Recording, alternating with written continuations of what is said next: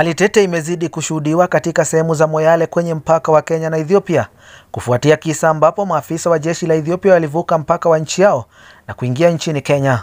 Maafisa hao ambao walikuwa wamejihami na kuvalia magwanda ya jeshi la nchi hiyo wanasemekana kuvuka mpaka na kuingia Kenya kwa zaidi ya kilomita 1 huku wakifyatua risasi, kisa ambacho kiliwafanya maafisa wa kitengo cha polisi wa utawala yani AP na wale wa kitengo cha ulinzi kwa mipaka kujihami na kukabiliana nao.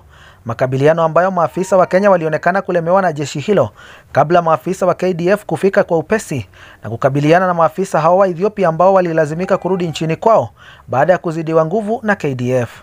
Katika makabiliano hayo na ambayo yalichukua muda wa takriban dakika 100, afisa mmoja wa jeshi la Ethiopia aliripotiwa kupata majeraha mabaya, huku nduru za kuaminika zikisema kwamba afisa huyo aliaga dunia, ila hamna majeruhi yoyote aliyeripotiwa kutoka kwa vikosi vya Kenya.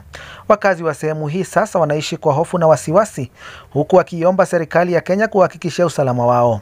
Itakumbukwa kwamba sio mara ya kwanza Wakenya wanaoishi katika mpaka wa Kenya na Ethiopia wanaathirika na mashambulizi kutoka Ethiopia, kwani katika utawala wa serikali ya mseto takriban Wakenya zaidi ya 42 waliaga dunia wakati ambapo vikosi vya Merile kutoka Ethiopia vilivuka mpaka na kuingia humu nchini.